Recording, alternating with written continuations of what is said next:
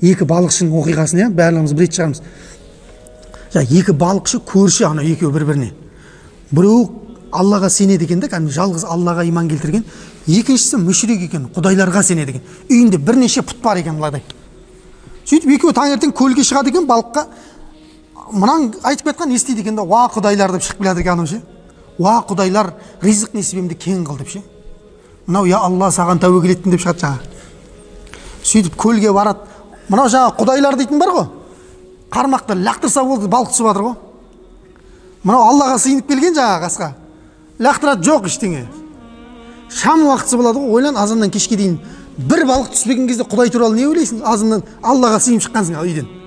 Кәдімгідей намазыңды оқып 2 рәкағат тәуекел ет. Салауат толтырып жүрсің оның ішінде мысалға да. Жоқ ештеңе. Бір кезде шамның уақытысында мына бейшараға жаңа бір балық түседі ғой. Қуанып кетіп, бір балық енді Алла берекетін берсін деп, несінен қармақтан суырып алып жатса, ана балық тірілі екен, секіретті көлге қарай қайтадан секіріп кетеді жаңа, қолынан шығып кетеді. Мынау деген себет толып қалған жаңа, құдайларым ай, рахмет деп қайтып барады. Сонда мына пенде не ойлайды енді, қарасаңызшы. Не ойлайсың? Автоматты түрде ананың дініне өтіп кетуі ықтимал ғой дұрыс. Бір құдайға сыйынып келдің, дым жоқ. Так что құдайларға сыйынған нормально деген сияқты. Сонда періштелердің өзі қиналып кеткен дейді. Бұл оқиға имам Абу-Лайс Самарқандидің кітабында келеді, Танбихул ғафилин деген. Періштелер қиналып кетті дейді. Алла мынау қалай болып кетті деген ғой. Мынау аз саған сыйып шықты ғой, мына тәуекел етті.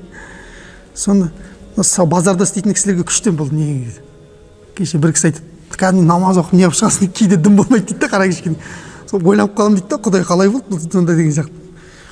Көрдіңіз ба? Сондайға алып барады мұсылман шайтан, сондайға дейін алып барады. Сөйтіп не істейді? Жаңа періштелерге Алла тағала айтады ғой, ананың жәннаттағы үйін көріңдер деп айтады. Сұмдық үй салып тастаған дейді Алла жаңа кісіге ше. Балық түспеген кісіге ше. Сондай зәулім үй салған дейді Алла.